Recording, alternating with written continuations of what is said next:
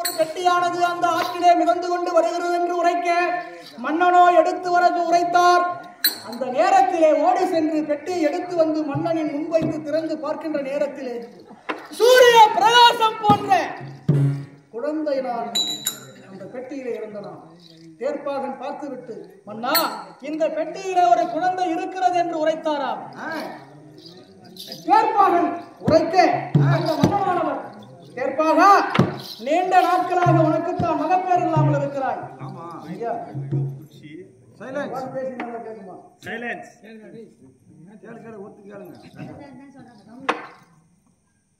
இந்த குழந்தையை நீ எடுத்துக்கொள். நீண்ட நாட்களாக மகப்பேர் இல்லாமல் இருக்கின்றாயே, அதனால் தேர்ப்பாக இந்த குழந்தையை நீ வளர்த்துக்கொள் என்று வைத்தாரா. அந்த தேர்ப்பாகனுக்கு அளவற்ற மகிழ்ச்சி. குழந்தை இல்லாதவனுக்கு குழந்தை கிடைத்தால் எப்படி இருக்கும்? அப்படி ஒரு மகிழ்ச்சி. அந்த குழந்தை எடுத்து சென்று அருகாமல் இருக்கக்கூடிய கௌதம மகரிஷி ஆசிரமத்திற்கு எடுத்து சென்றார்கள். கௌதம மகரிஷிய கரத்திலே அந்த குழந்தையை கொடுக்கின்ற நேரத்திலே முத்தார மருந்து அந்த கரத்திலே விழுந்ததா. ஆஹா, கொடுக்கக்கூடிய பிள்ளை இந்த பூமியிலே பிறந்து விட்டான். இவன் கொடுப்பதற்கென்றே பிறந்தவன். கண்ணன் என்று பெயர் வைப்பானா? அப்படி குழந்தை எடுத்து சென்று தன்னுடைய மனைவியான ராதா இடத்திலே கொடுத்தாரா. பெண்ணே,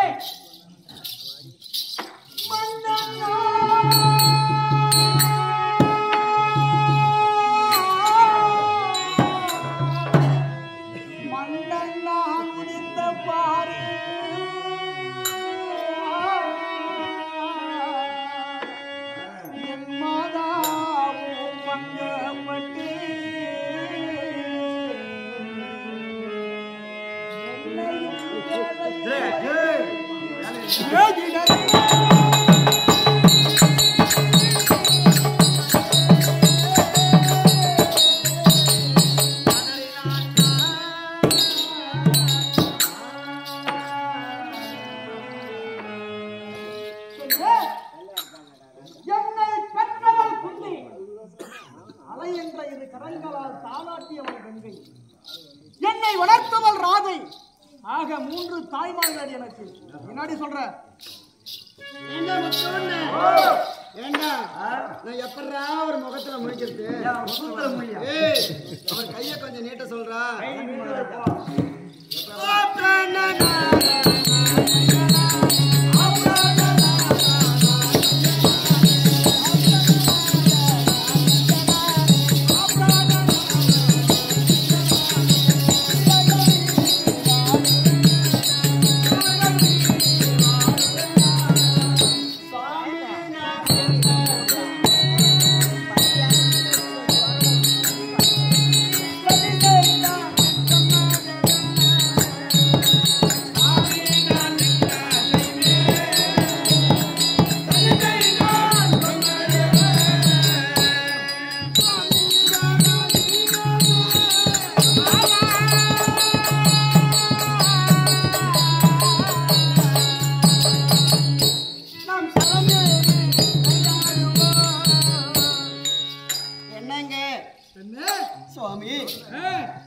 இந்த பாவியானவள் கேட்பார் பேச்செல்லாம் கேட்டு, இந்த பாவியானவள் உங்களை விட்டு நான் பிரிந்து விட்டேன் சுவாமி, பிரிந்து இருந்து விட்டேன். அப்படி பிரிந்த நானும் நான் எப்படியெல்லாம் அழைந்தேன் தெரியுமா? சந்தானம்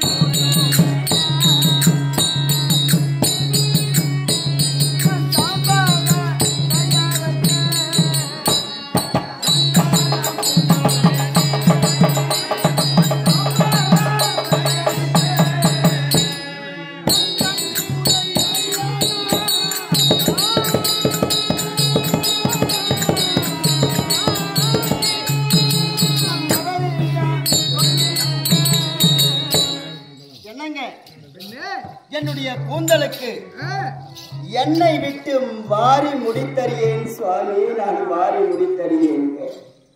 ஏன் அப்படி இருக்கிறாய்? என்னுடைய கூந்தலுக்கு புஷ்பம் வைக்கின்ற இந்த இந்த புஷ்பம் முடித்து நான் அறிவேன் சுவாமி. நான் பூ வைத்து நான் அறிவேன். ஏன் அப்படி? ஏனென்றால் ஒரு வேளை சீவி சிங்காரத்தை கொண்டு பூ வைத்து நான் சென்றேனா அதோ போகிறாள் பார்த்தாயா, கணவனை விட்டு பிரிந்து வாழ்கிறாள். இவள் சீவி சிங்காரத்தை கொண்டு யாரிடத்தில் செல்கிறாளோ என்று மக்கள் அனைவரும் என்ன பேசுவார்களோ என்று கூடி குறுகி விட்டேன் சுவாமி. கூடி குறுகி விட்டேன் சுவாமி. பார்த்தாயா, கணவனோடு ஒரு பெண்ணானவள் வாழ்ந்தால் அனைத்து சௌபாகியமும் வச்சுக்கலாம், பொட்டு வச்சுக்கலாம், பூ வச்சுக்கலாம், வளையல் போட்டுக்கலாம், நல்ல புடையை உடுத்திக்கலாம். ஆனா கணவனை பிரிஞ்சு வாழ்ந்தா என் பொண்டாட்டி என்ன பிரிஞ்சு போய் என்ன விட்டா அவங்க அண்ணன் முட்டு போய் உட்காந்துக்கிறா. அப்புறம் அண்ணன் பிள்ளைங்களை பாத்துக்கிறா. அண்ணன் பிள்ளைங்களை பார்த்திருந்தாலும் உன்னுடைய மனைவி உன்னோட்டு பிரிஞ்ச பிறகு மனவேதனையா தான் இருப்பா. நல்ல புடையை உடுத்த மாட்டா. ஏன்னா அப்படித்தான் நினைச்சுக்கிறேன் நீ. என் பொண்டாட்டி நீ கூட போய் பாரு, அப்படியே சுடிதார் போட்டு வருவா. என்னங்க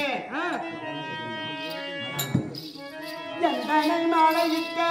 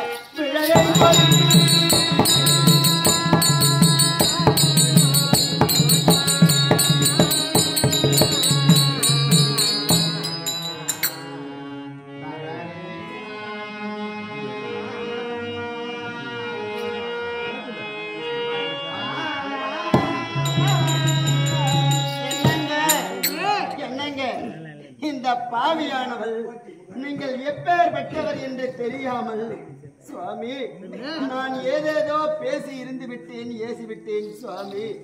அதையெல்லாம் மனதில் வைத்துக் கொள்ளாமல் சுவாமி இந்த பாவியானவளை நீங்கள் ஏற்றுக்கொள்ள வேண்டும் சுவாமி. முடிந்ததா சுவாமி இப்பொழுது நீங்கள் எப்பேற்பட்டவர் தெரியுமா? உங்கள் பெருமை என்ன?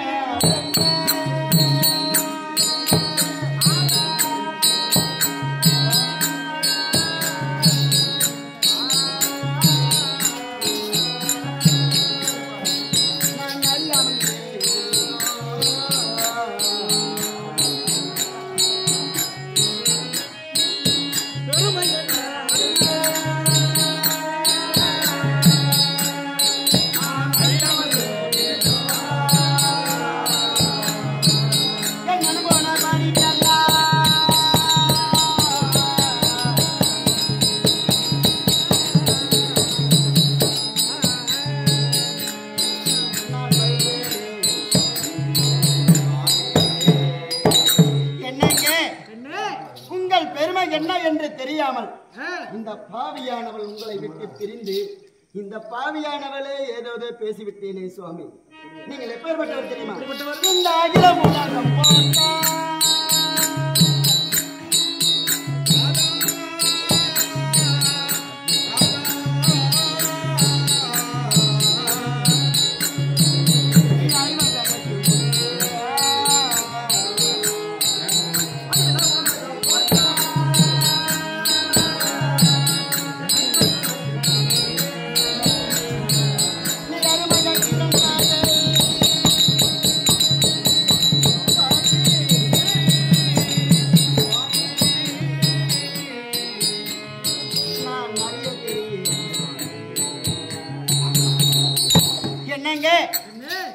அகில உலகமெல்லாம் போற்றுகின்ற அந்த ஐவருக்கு முந்தி பிறந்தவர் என்று இந்த பாவியானவளுக்கு தெரியாமல் இருந்து விட்டேனே சுவாமி. சுவாமி, காலையில இருக்கின்றாரே அந்த கதிரவன் சூரிய நாராயணமூர்த்தி அன்னவர் உங்களுக்கு யாருங்க? என்னுடைய தகப்பன் மந்தையானவர் உனக்கு மாமனாராக. ஆமாம் சுவாமி. அந்த ஆதித்தன் என்ற மாமா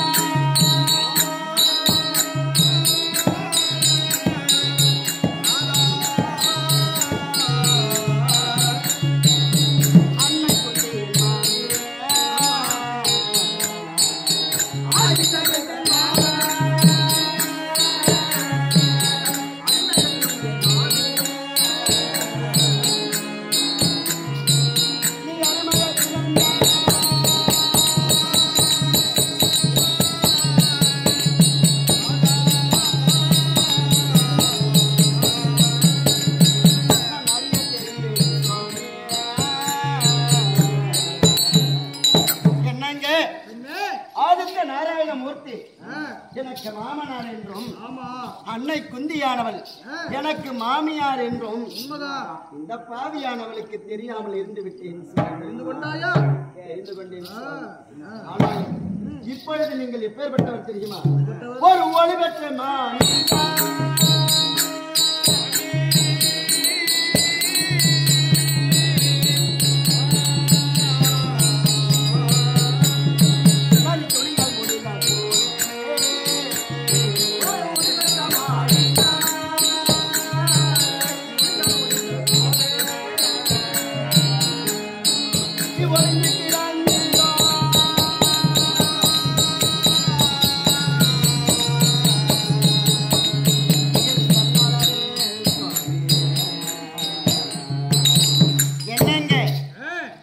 பெற்ற மாணிக்க கல்லானது எவ்வளவு பிரகாசிக்குமோ அந்த கல்லை எடுத்து ஒரு துணியிலே முடிந்து அதை ஒரு தெருவோரமாக இருந்தால் அதனுடைய மதிப்பு உங்களுக்கு தெரியுமாங்க?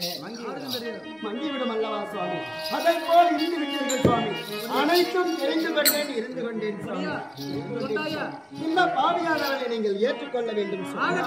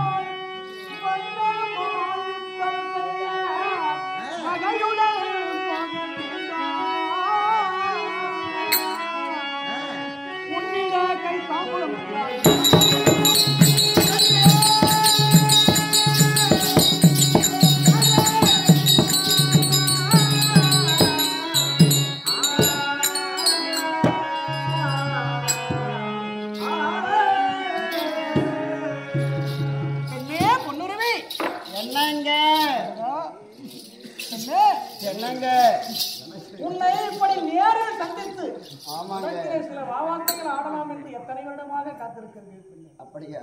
ஆமா. சரி. என்னங்க முன்பு நடந்து முடிந்து போன கதையை பேசி என்ன பலன் இருக்கிறது? என்னங்க நடக்க போகுது? என்ன ஆக போகுது? ஆமா. சரி. ஏனாய் உடைந்த பாண்டம் புனர்பாண்டம் போவனம் போல ஆகிவிடாது. சரி. அதனால முன்பு நடந்த கதையெல்லாம் மறந்து விடுவோம். என்னங்க இப்பொழுது நடக்கும் போதை பற்றி பேசுவோம். பேசலாங்க. பேச என்ன இருக்கு? இவ்வளவு நாள் பிரிந்து விட்டோம். இனிமேல் நாம் இருவரும் சேர்ந்து வாழலாம். நிறைய பேசணும். ஆமாங்க, நிறைய பேசணும். ஏன்னா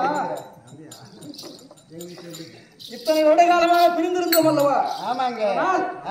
நிறைய பேச வேண்டும். சரி, அதற்கெல்லாம் அவகாசம் கிடையாது. இப்பொழுது சில வார்த்தைகள் உள்ளத்திலே பேச வேண்டும். அப்படியா? ஏன் தெரியுமா? ஏங்க எதற்காக வரவேற்றோம் தெரியுமா? எதற்காக என்னை அழைத்தீர்கள் அல்லவா? ஆமா, என்னுடைய மனைவி அல்லவா? அதனால ஒரு கணவனானவன் இந்த அதனாலதான் உன்னை அழைக்கிறேன். அப்படியா? குருச்சத்திரம் செல்ல வேண்டும். என்னுடைய நண்பன் அறவ கொடிவடைத்தோம் துரியோதனுக்காக குருச்சத்திரம் செல்ல வேண்டும். இடத்திலே தாம்பூலம் பெற்று செல்லலாம் என்று வந்திருக்கின்றேன். என்னங்க தாம்பூலம் பெற்று செல்லத்தான் வந்தீங்களா? ஆமா. நான் என்னன்னோ கற்பனை பண்ணி வச்சிருக்கேன்.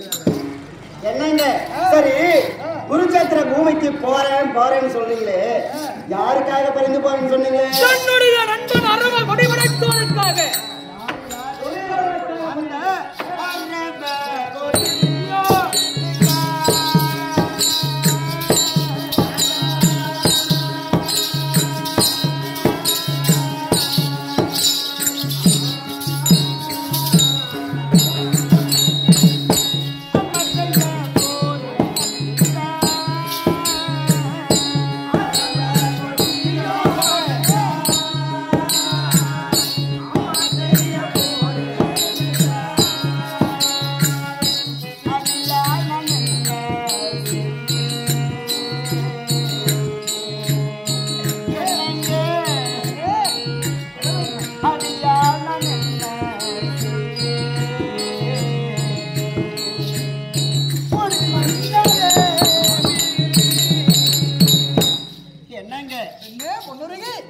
அந்த அரவம் என்று சொல்லக்கூடிய கொடிய பாம்பின் விஷத்தன்மையுடைய அந்த துரியனுக்காகவா பரிந்து நீங்கள்? அரவன் என்பது கொடிய விஷம், பாம்புதான். கொடிய விஷம் இருக்கிறது. ஆனால் அந்த அரவன் என்று சொல்லக்கூடிய பாம்பின் குடையிற்கு ஆட்சி செய்வான் நல்லவன். சரி, என்னங்க அவர் யாருங்க? ஒரு இரவல் துரியனா ஒரு இரவலுக்காக பரிந்து சொந்த தம்பி. இது என்னங்க நேரம்? இரவு நேரமா? இந்த இரவு நேரத்தில்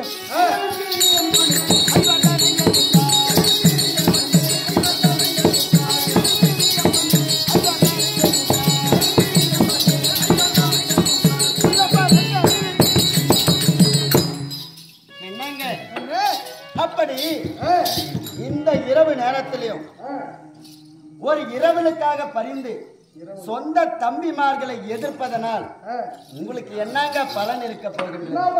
ஆமாங்க.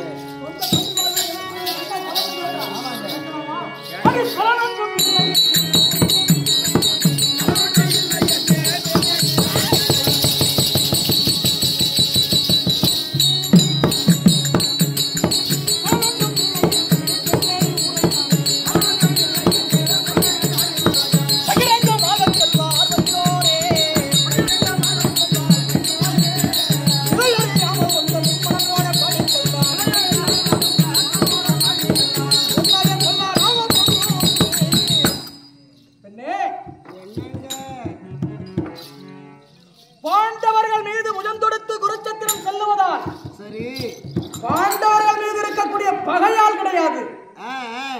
என்னுடைய நண்பன் துரியோதனன் என் மீது வைத்திருக்கக்கூடிய நம்பிக்கை தான். நல்லது செய்தவனுக்கு நன்மை செய்ய வேண்டும், இதுதான் ஒரு நல்ல மனிதனுக்கு அழகு. அதனால என்னை நம்பி அந்த மன்னனுக்காக பறந்து குருச்சத்திரம் செல்லுகிறேன். என்னங்க நீங்கள் பரிந்து அந்த குருச்சேத்திர பூமிக்கு போவது எப்படி இருக்கிறது தெரியுமா? என்னங்க நீ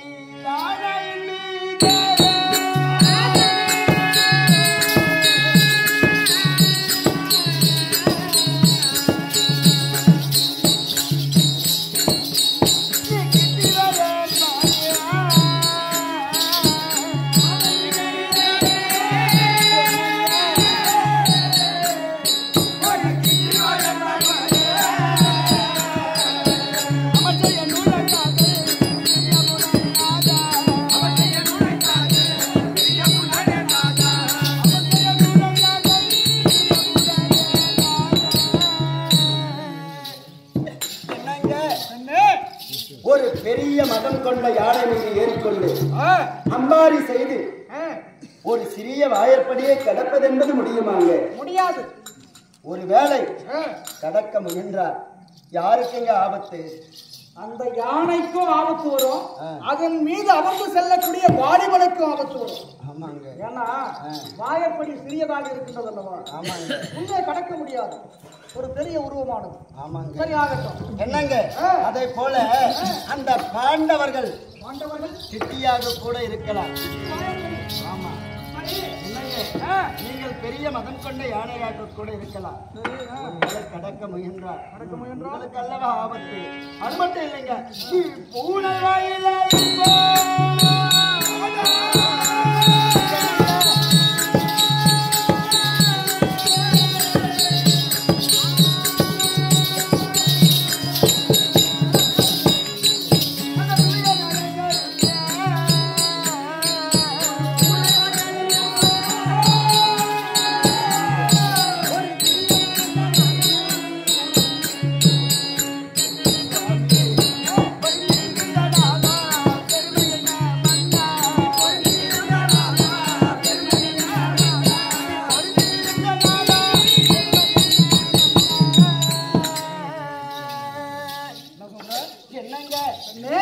ஒரு பூனை வாயில் மாட்டிக்கொண்ட எலியானது தப்பிக்க முடியுமாங்க? அதை போல அன்னவருடைய அரசபையிலே பூனை வாயில் மாட்டிக்கொண்ட எலியை போன்று நீங்கள் இருக்கின்றீர்கள் சுவாமி. பூனை வாயில எலியா? யாரு பூனை யாரு யாருன்னு தெரியல.